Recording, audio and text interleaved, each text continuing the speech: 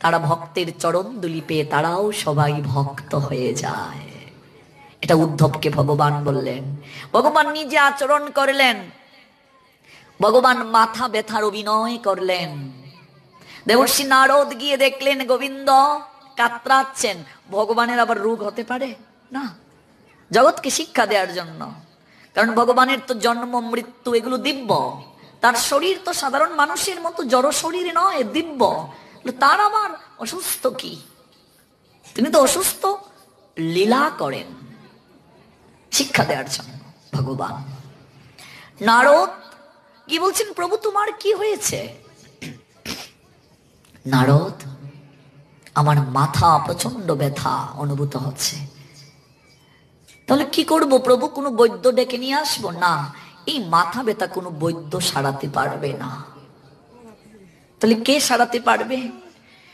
তুমি একজন শুদ্ধ ভক্তের চরণের ধুলি যদি আনতে পারো এবং সেই ধুলি যদি তুমি আমার কপালে এনে তুমি সেটা লাগিয়ে দিতে পারো, আমার মাথা ব্যথা দূর হয়ে যাবে। দেবর্ষি নারদ বলছেন, শুদ্ধ ভক্তের চরণ ধুলি নিয়ে আসবো প্রভুর জন্য? এই জগৎ সংসারে এমন কে হতভাগা আছে যে তার চরণ ধুলি ভগবানকে দিয়ে নরকে যেতে চায়? ভগবানের চরণ ধুলি পাওয়ার জন্য ভক্ত লালায়িত থাকে। ভক্তের চরণ ধুলি ভগবান নিতে চান। কোন ভক্ত ভগবানকে চরণ ধুলি দিয়ে নরকে যাবে? স্বর্গমর্ত পাতাল সব জায়গায় ছুটলেন দেবর্ষি নারদ। যারাই শুনলেন বললেন, না না না, সেটা কি করে হয়, সেটা সম্ভব নয়। আমরা নরকে যেতে চাই না, আমরা ভগবানকে প্রভুকে কি করে চরণধুলি দেব? হ্যাঁ, এসে বললেন, প্রভু কেউ চরণধুলি দিতে সম্মত হলো না। গোবিন্দ মৃদু মৃদু হাসছেন, বলছেন, তুমি কি একবার বৃন্দাবনে গিয়েছিলে? নারদ, বৃন্দাবনে যাব প্রভু? ওরা তো সবাই গোয়ালা, অশিক্ষিত। ওরা মথুরার হাটে দধি মাখন ছানা ওরা বিক্রি করে সংসার চালায়। ওদের চরণধুলি দিয়ে তোমার কি হবে? দেখো দেবর্ষি, নারদের মাঝে অহংবোধ, নারদের তো অহংকার হতে পারে না, কিন্তু দেখালেন ভগবান লীলা করে যে মনমনা ভব মদ ভক্ত মত যাজিমাম নমস্করু। ভগবানের মনমনা ভক্ত হচ্ছেন বৃন্দাবনের ব্রজের ভক্তরা। বৃন্দাবনে দেবর্ষি নারদ যখন গেলেন, ব্রজবাসীগণ ব্রজ গোপীগণ সেই কি আনন্দ! দেবর্ষি আপনি এসেছেন, আমাদের প্রভুর সংবাদ কি? প্রভু অসুস্থ। প্রভু অসুস্থ? কি হয়েছে আমাদের প্রভুর? ওনার মাথা প্রচন্ড ব্যথা। নারদ, দেবর্ষি আপনি কিছু করেননি? আমি তো স্বর্গমর্ত পাতালে ছুটলাম। প্রভু বলেছেন কোন শুদ্ধ ভক্তের চরণ ধুলি নিয়ে তার ললাটের মাঝে সেটা স্পর্শ করে দিতে। স্বর্গমর্ত পাতালে গেলাম, কেউ চরণ ধুলি দিতে রাজি হলো না। ব্রজগোপীগণ বলছেন, তাহলে আমাদের কাছে আপনি কেন এসেছেন? প্রভু আপনাদের কাছে আমাকে পাঠিয়েছেন। ব্রজগোপীগণ দেবর্ষি নারদের চরণে লুটিয়ে পড়ল। দেবর্ষি, প্রভু বলছেন শুদ্ধ ভক্তের চরণ ধুলি, শুদ্ধ ভক্ত চরণ ধুলি ভজন অনুকূল। দেবর্ষি, আমরা শুদ্ধ ভক্ত কিনা জানি না, তবে আমরা অশিক্ষিতা। এই দেখুন নারদকে কথাগুলো বলছেন অহংকার দূর করার জন্য। আমরা অশিক্ষিতা সেটা জানি, আমরা গোয়ালিনী সেটা জানি, আমরা মথুরার হাটে দধি মাখন বিক্রি করি সেটা জানি, কিন্তু দেবর্ষি আমরা আমাদের প্রাণের থেকেও কৃষ্ণকে বেশি ভালোবাসি। দেবর্ষি, ভক্ত কাকে বলে আমরা জানি না, কিন্তু আমরা এক মুহূর্ত কৃষ্ণকে না দেখলে প্রাণে বাঁচতে পারি না।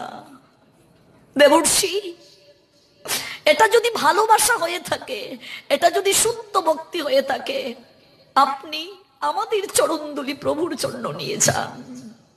আমরা শুদ্ধ ভক্তি যাজন জানি না, তবে আমরা সেটা বুঝি। আমাদের মান কুলমান সব যাক, কিন্তু আমরা কৃষ্ণের সন্তুষ্টি বিধান করতে চাই। আমরা নিজেদের সুখ বলে কিচ্ছুটি কামনা করি না দেবর্ষি, আমরা আমাদের প্রভুর সুখে সুখী হতে চাই। ব্রজগোপীগণ, তোমরা যে এই চরণদুলি দিচ্ছ, তোমরা কি একবার ভাবছো তোমরা যে নরকগামী হবে? দেবর্ষি, নরক স্বর্গ বৈকুণ্ঠ কিচ্ছু বুঝি না, কৃষ্ণ যেখানে থাকেন আমাদের সেই জায়গাতেই সুখ অনুভব হয়। কৃষ্ণকেই যদি না পেলাম, ভগবানকে যদি না পেলাম, আমাদের এই সুখের কোনো প্রয়োজন নেই। দেবর্ষি, আপনি আপনার উত্তরীয়তে ধুলি নিয়ে যান, সমস্ত ব্রজবাসী এসে তাদের চরণের ধুলি দিচ্ছেন নারদকে, আর অঝুর ধারায় ক্রন্দন করছেন। দেবর্ষি, আপনি শীঘ্র করে নিয়ে যান। দেবর্ষি নারদের অহংকার দূর হয়ে গেল। ছি ছি ছি ছি ছি ছি ছি ছি ছি ছি, আমি কোথায় পড়ে আছি? জ্ঞান মার্গে এত ভক্তি, এত অনুরাগ বৃন্দাবনে না আসলে তো উপলব্ধি করতে পারতাম না। যাওয়ার সময় দেবর্ষি নারদ মনে মনে ব্রজবাসীদের চরণ বন্দনা করলেন। ওহে ব্রজবাসীগণ, ধন্য তোমরা, ধন্য তোমাদের ভক্তি।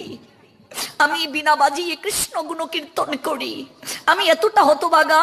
আমার গোবিন্দ যখন আমাকে ধুলির কথা বললেন, আমি নিজেই তো আমার পায়ের ধুলি গোবিন্দকে দিতে পারতাম, কিন্তু আমি নিজে নরকে যাব সেটা ভাবলাম, তোমরা ভাবলে না। তোমরা কৃষ্ণ সুখে সুখী, তোমরা কৃষ্ণ দুঃখে দুঃখী, তোমরা কৃষ্ণ আনন্দে পরমানন্দ পাও। ওহে ব্রজবাসীগণ, তোমাদের চরণ বন্দনা করছি, আমি যেন তোমাদের চরণ ধুলি লাভ করতে পারি। নিয়ে আসলেন গোবিন্দের জন্য, ললাটে স্পর্শ করলেন, আর দেবর্ষি নারদ মার্জনা চাইলেন। গোবিন্দ দেখিয়ে দিলেন ভক্তের চরণ ধুলির ক্ষমতা কি। নরোত্তম দাস ঠাকুর জানিয়ে দিলেন, প্রতি জন্মে করি আশা তব চরণের ধুলি, নরোত্তম দাস মাগে আপনার বলি। হে প্রভু, যে কুলেই জনম দিয়ে পাঠাও না কেন, আমি যেন সাধু সঙ্গে থাকতে পারি, ভক্তের চরণ ধুলি নিতে পারি। উদ্ধব মহারাজ অহংকার করেছিলেন, তার অহংকার বৃন্দাবনে গিয়ে সমস্ত অহংকার দূর হলো। আসার সময় প্রার্থনা করলেন, আমি যেন আবার যদি জন্ম নিয়ে আসি, যেন বৃন্দাবনের লতা গুল্ম হয়ে জন্ম নিতে পারি, যেন ব্রজের ভক্তদের চরণ ধুলি লাভ করতে পারি। দেখিয়ে দিলেন ভগবান আচরণ করে, লীলা করে। এই যে দেখুন ভগবানকে দর্শন, জগন্নাথকে দর্শনের শিক্ষা দেখলাম আমরা এই উড়িষ্যার বৃদ্ধা মাতাজির ভক্তিতে। জগন্নাথ রথে উঠলেন, কখনো কখনো রথ দেখবেন থেমে যায়, তা না হচ্ছে রথ থেমে গিয়েছে। চৈতন্য মহাপ্রভু ভক্ত ভাবকে অঙ্গীকার করে এসেছেন। চৈতন্য মহাপ্রভু ভক্তদেরকে নিয়ে রথের সামনে নৃত্য করেন, নৃত্য করতে করতে ভাবে বিভোর হয়ে ঢলে পড়েন। ভগবান সেই নৃত্য দেখেন, যখন মহাপ্রভু ঢলে পড়েন রথ থেমে যায়। মহাপ্রভু অগ্রে দড়িতে টানছেন। ভগবান জগন্নাথ দেখালেন, ওরে আমি সর্বক্ষমতার অধিকারী, কিন্তু ভক্ত যদি আমাকে না চালায় আমি নিজেও চলতে পারি না রে। দেখো এই যে দড়ি দড়ি টানছে ভক্তরা, তাহলে ভগবান কি চলতে পারেন না? ভগবান জগতের সবাইকে চালান, তাহলে তিনি ভক্তের টানে কেন চলেন?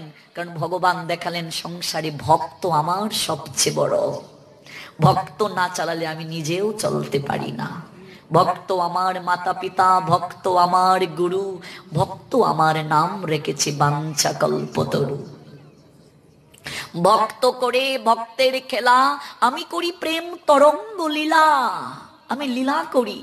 এই রথকে টেনে গুন্ডিচা মন্দিরে নিয়ে যাওয়া হলো মাসির বাড়িতে। মাসি কেন ডাকেন সে অনেক লীলা, আমরা সেদিকে যাচ্ছি না। এখানে 9 দিন ব্যাপী থাকলেন জগন্নাথ, ভোগ রাগ হলো, আরতি কীর্তন হলো। উল্টো রথে আবার চলে আসেন। এই উল্টো রথ মানে কি বাবা? এই দেহ রথটাকে নিয়ে আমরাও মাসির বাড়িতে ক্ষণিকের অতিথি হয়ে বেড়াতে এসেছি। জগন্নাথ ওই মাসির বাড়িতে গিয়ে খাবার দাবার গ্রহণ করলেন, আনন্দ ফুর্তি করলেন, আবার রথে চড়ে নিজের জায়গায় ফিরলেন। আর আমরা সংসার রূপ মাসির বাড়িতে এসে খাবার দাবার পেয়ে সবকিছুকে নিজের বলে দাবি করছি। আমার সংসার, আমার পুত্র, আমার কন্যা, ভুলে গেছি এই দেহ রথটাকে নিয়ে আবার উল্টো রথে চড়ে যে জায়গা থেকে এসেছি সেই জায়গায় ফিরতে হবে। ভুলে গেছি আমরা। এই হচ্ছে উল্টো রথ। অর্থাৎ এই দেহরথ নিয়ে তুমি জগতে এসেছো, আবার এই দেহরথটা নিয়ে তুমি যে জায়গা থেকে এসেছো সেই জায়গায় ফিরে যেতে হবে। আমরা রথে যাই, তত্ত্ব বুঝি না, রথযাত্রায় অংশগ্রহণ করি, এই জীবনের রথটাকে আজও উপলব্ধি করতে পারলাম না। এই হচ্ছে উল্টো রথের মহিমা। জগন্নাথ বড় বড় চোখ দিয়ে আমাদেরকে সতর্ক করছেন, সতর্ক হও, রথটাকে ঠিক মতো চালনা করো। প্রেমে বিগলিত তনু জগন্নাথের। আবার রথ যখন মূল জায়গায় আসলো, জগন্নাথ রথ থেকে থেমে গেলেন। জগন্নাথ রথ থেকে নামার কারণে আর রথের মূল্য নেই। আত্মাটাও যেদিন দেহরথ থেকে চলে যাবে, রাত্রে মরলে সকালে বাসি মরা বলে কেউ স্পর্শ করবে না। ওই রথ থেকে যখন রথই চলে যাবে, তোমার এই দেহরথের কোনো মূল্য নাই। কয়েক ঘন্টার চিতার আগুনে পুড়ে ধাউ ধাউ করে ছাই হয়ে যাবে। এই যে জগন্নাথ রথ থেকে নামলেন, রথটাকে ব্যঙ্গে ওই কাঠগুলো জগন্নাথের ভোগের জন্য লাকড়ি রূপে ব্যবহার করা হয়। আর তোমার দেহ রথ থেকে যেদিন আত্মা চলে যাবে, তোমার আত্মীয় স্বজন গরম জলে স্নান করিয়ে স্কন্ধে চাপিয়ে কীর্তন করে করে শ্মশানে নিয়ে যাবে। যে ছেলেটি প্রথম তোমায় ডেকেছিল পিতা, শ্মশান ঘাটে সেই ছেলেটি জাল বেড়ে তোর চিতা। মন রে ভাই বন্ধুজন, তারা কেহ নয় আপন, মরলে পরে নদীর কূলে করবে রে দাহন। কেউ কারো নয়, কেউ কারো নয়। একটু চোখের জল ফেলবে, কয়েক ঘন্টার চিতার আগুনে তুমি ধাউ ধাউ করে জ্বলবে। তোমার সমস্ত অহংকার আগুনে পুড়ে ছাই হয়ে যাবে। সবাই দাঁড়িয়ে দাঁড়িয়ে দেখবে। দেখো রথযাত্রার কি তত্ত্ব, দেখো গীতার রথের কি তত্ত্ব। রথ থেকে জগন্নাথ নামলেন, রথটাকে ভেঙ্গে দেয়া হলো। ওই লাকড়িগুলো, কাঠগুলো জগন্নাথের ভোগের জন্য জ্বালিয়ে দেয়া হয়। তোমার এই দেহ রথটা আগুনে পুড়ে দেয়া হয়। ওই শ্মশানে ওই দাহ কার্যটাও একটা যজ্ঞ। দেখো কি তত্ত্ব, যজ্ঞানুষ্ঠান, যজ্ঞ সেটা। তাহলে এই যে রথকে যদি সঠিকভাবে কেউ চালনা করার জন্য প্রয়াসী হয়, অর্থাৎ দেহরথের রথই ভগবান, এটা যদি কেউ জানতে পারে, তার পুরস্কার কি? বিল্বমঙ্গল ঠাকুরকে দিয়ে ভগবান শিক্ষা দিলেন। এই গতকালের অর্ধেক লীলা শুনেছি, আর অর্ধেক লীলা শুনলে আমরা উপসংহার পাব। যেদিন বিল্বমঙ্গলের চোখ দুটি অন্ধ হয়ে গেল, লাঠিতে বর দিয়ে দিয়ে বিল্বমঙ্গল চলছেন বৃন্দাবনের পথে। প্রভু, এই সুন্দর পৃথিবীতে তুমি আমাকে চোখ দুটি দিয়ে পাঠিয়েছিলে, তোমার সৃষ্টিকে দেখে আমি উপলব্ধি করতাম, আহারে ভগবানের সৃষ্টি এত সুন্দর, না জানি স্রষ্টা কত সুন্দর। আর এই চোখ আমি এমন এক জায়গায় নিবদ্ধ করলাম, তোমাকে ভুলিয়ে দিল। যার মুখে বাই হরি কথা নাই, তার কাছে তুমি যাইও না। যার মুখ হেরি ভুলে যাবে হরি, তার মুখ পানে চাইও না। যার মুখ পানে চাইলে ভগবান শ্রী হরিকে তুমি ভুলে যাও, তার মুখের পানে চাইও না। কদিন রহিবে ভব মাঝে আর, অবিলম্বে করো যাহা করিবার, পরের কথায় কিবা আসে যায়, মিছে দাগা তুমি পেও না। কদিন থাকবে সংসারে ভেবে দেখো। হ্যাঁ, ঘুমালে গিয়ে চোখ যদি খুলে সকাল, নইলে তোমার জীবনে পরকাল। কদিন থাকবে মা পৃথিবীতে? এখনো কি ভগবানকে ডাকার সময় হয় নাই? এখনো কি পারের কড়ি জোগাড় করার সময় হয় নাই? কে কি বলল সেদিকে কখনো কান দিলে হবে না, নিজের উদ্ধারের পথ নিজেকেই করতে হবে গো মা। নিজের যাওয়ার রাস্তা নিজেকেই পরিষ্কার করতে হবে। দস্যু রত্নাকরের পাপ তার মা নেয় নাই, বাবা নেয় নাই, বউ নেয় নাই। তোমারও পাপ কেউ নেবে না, আমার পাপ কেউ নেবে না। প্রত্যেকের পাপ প্রত্যেককেই বহন করতে হবে, শাস্তি পেতে হবে। বিল্বমঙ্গল কাঁধে, প্রভু চোখে দুটি আলো নেই, যে চোখ দিয়েছ তোমাকে দর্শনের জন্য, তোমার সৃষ্টিকে দর্শনের জন্য, আজকে সেই চোখ দুটিকে আমি অন্যদিকে নিবদ্ধ করে আজ আমি অন্ধ। প্রভু, যদি মৃত্যুর আগে একটি বার তোমাকে দর্শন করে যেতে পারতাম। চিন্তামণি বলেছিল তুমি নাকি শ্যাম সুন্দর। আমি চিন্তাকে বলেছিলাম, চিন্তা শ্যাম সুন্দর কি তোমার চেয়েও সুন্দর? সে বলল, এরে বুকা, কার সঙ্গে কাকে তুলনা করছিস? আমার দেহ জড় দেহ, আর চিন্ময় দেহ শ্যাম সুন্দরের। আমি সেই কথাকে বিশ্বাস করে সবকিছুকে ফেলে আমি চলে এসেছি তোমাকে একটি বার দর্শনের জন্য। ওই শ্যাম সুন্দর গোবিন্দ, একটি বার যদি তুমি আমাকে দর্শন দিতে, আমি একটি বার আমি তোমাকে দর্শন করতে চাই। তোমাকে প্রাপ্তির জন্য সব ছেড়ে আমি চলে এসেছি। একটা বৃক্ষের নিচে বসে এইভাবে কাঁদেন বিল্বমঙ্গল। চোখে দেখেন না অনাহারে তিনি, কি কান্না। মাগো, ভগবান দুটা জিনিস সহ্য করতে পারেন না। এক হচ্ছে ভক্তের হৃদয়ের অহংকার, আর দুই হচ্ছে ভক্তের নয়নের জল। এই দুটা জিনিস ভগবান কখনো সহ্য করতে পারেন না। অদ্বৈত আচার্য নয়নের জলে ভগবানকে ডেকেছিল, তুলসী পত্র আর গঙ্গা জলে। গোলকপতি ভগবান ভুলোকে নেমে আসলেন গৌর হরি হয়ে, অদ্বৈতের ডাকে অদ্বৈতের কাছে ঋণী হয়ে। কৃষ্ণকে তুলসী জল দেয় যেই জন, তার ঋণ শুধিতে কৃষ্ণ করেন চিন্তন। জল তুলসীর সম কিছু ঘরে নাহি দন, তব আত্মা বেছে করে ঋণের শোধন। কেউ যদি কৃষ্ণকে এক গণ্ডুষ জল আর একটা তুলসী পত্র দেয়, সেই কৃষ্ণ সেই ভক্তির কাছে জন্ম জন্মান্তর ধরে ঋণী হয়ে যান, ঋণী হয়ে যান।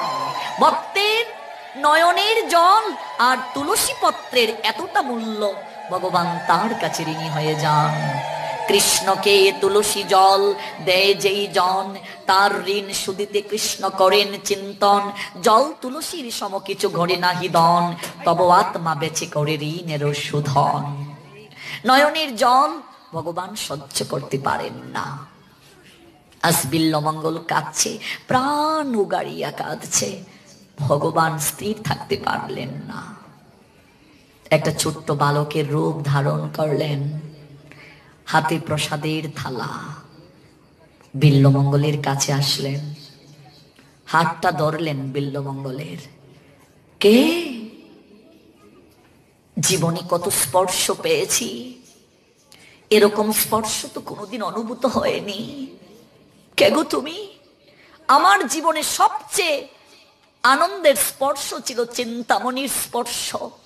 যে চিন্তামণিকে স্পর্শ করলে আমি পৃথিবীতে স্বর্গের সুখ খুঁজে পেতাম। আজকে কে তুমি? আমায় স্পর্শ করলে এই স্পর্শ তো চিন্তামণির স্পর্শের চেয়েও কোটি থেকে কোটি কোটি গুণ বেশি আনন্দদায়ক। কে তুমি? বিল্বমঙ্গল, তুমি আমায় চিনতে পারছো না? না, কে তুমি? বিল্বমঙ্গল, আমি শ্যাম সুন্দর। আমি স্থির থাকতে পারিনি তোমার ক্রন্দনে। বিল্বমঙ্গল, এমন করে তুমি আর কেঁদো না, আমি তোমাকে নিতে এসেছি। বিল্বমঙ্গল, মনুষ্য জীবন সার্থক হয়ে যায় কেউ যদি কৃষ্ণ কৃপা লাভ করতে পারে, অন্তিমে যদি গোবিন্দের দর্শন হয়। মাগো, এই মনুষ্য জীবনের শেষের দিন কার কিভাবে হয় কেউ বলতে পারে না। বিল্বমঙ্গলের অন্তিমে গোবিন্দ আসলেন সারথি হয়ে তার রথটাকে মূল জায়গায় নিয়ে যেতে। আর কত জনের রথ বিছানায় পড়ে মা ভুগে, রথের চাকা ভেঙে যায়, হাত পা নষ্ট হয়ে প্যারালাইসিস হয়ে মলমূত্রের মাঝে কতজন এই রথটাকে বিছানায় পড়ে রাখে। কজনের সৌভাগ্য হয় এই রথটাকে সচল রেখে ভগবানের নাম নিয়ে জগৎ থেকে যাওয়ার। কতজনকে দেখেছি বিছানায় পড়ে মলমূত্রের মাঝে থেকে চিৎকার করে ডাকে, গোবিন্দ তুমি আমাকে উদ্ধার করো। উদ্ধারের কাজ না করলে উদ্ধার হয় না। কর্মফল যদি ভোগান্তি শেষ না হয় কারো উদ্ধার হয় না। ও বিল্বমঙ্গল, আমি শ্যাম সুন্দর এসেছি তোমাকে নিয়ে যেতে। তুমি এমন করে আর কেঁদো না, আমি তোমাকে নিয়ে যেতে এসেছি। বিল্বমঙ্গলের আজ আনন্দের দিন, তুমি শ্যাম সুন্দর, আমি তো চোখেই দেখতে পাই না, কি করে চিনবো তুমি শ্যাম সুন্দর? বিল্বমঙ্গল, তুমি আমার হাত ধরে চলো, আমি তোমায় বৃন্দাবনে নিয়ে যেতে এসেছি। মাগো, বৃন্দাবনেশ্বর যদি কারো কাছে এসে যায় তার কি আর বৃন্দাবনে যেতে হয়? বৃন্দাবনেশ্বর যদি কারো কাছে এসে যায়, মনুষ্য জীবনে কিচ্ছুটি সঙ্গে যায় না। এই বাড়িটা পড়ে থাকবে, অর্থ পড়ে থাকবে, তোমার গাড়ি সম্পত্তির দলিলটাও সন্তানকে বুঝিয়ে যাওয়ার সময় পাবে না। যেদিন তোমার মহাকাল আসবে, ডাক যেদিন চলে আসবে, সেদিন একা একা সবাইকে যেতে হবে।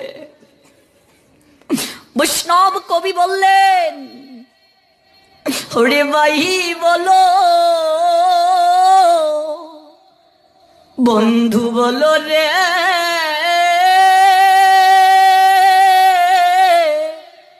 হবে কেউ তো কারণ ও মনরে,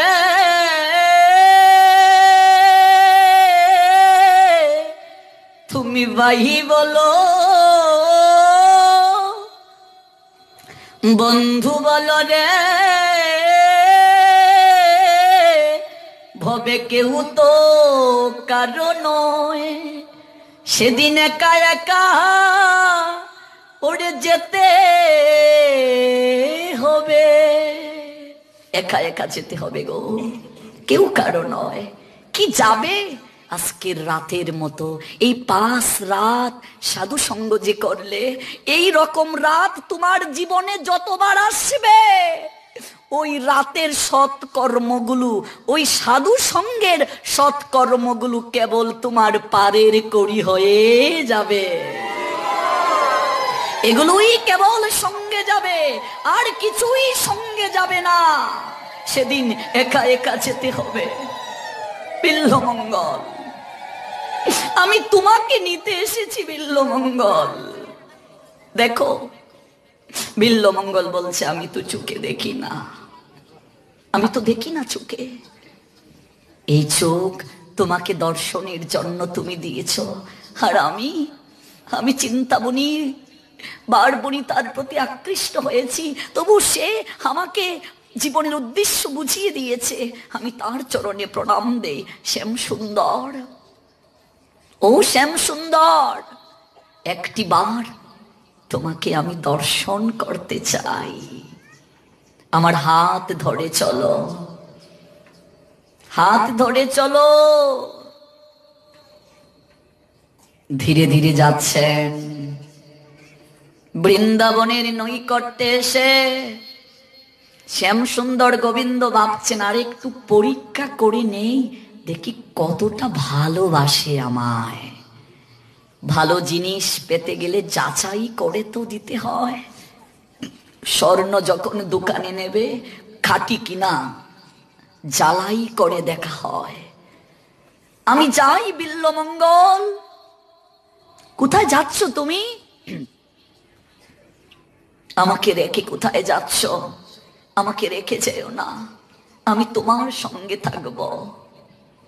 গোবিন্দ বলছেন, আমি যাই, জোর করে হাতটাকে ছাড়িয়ে নিতে চাচ্ছেন।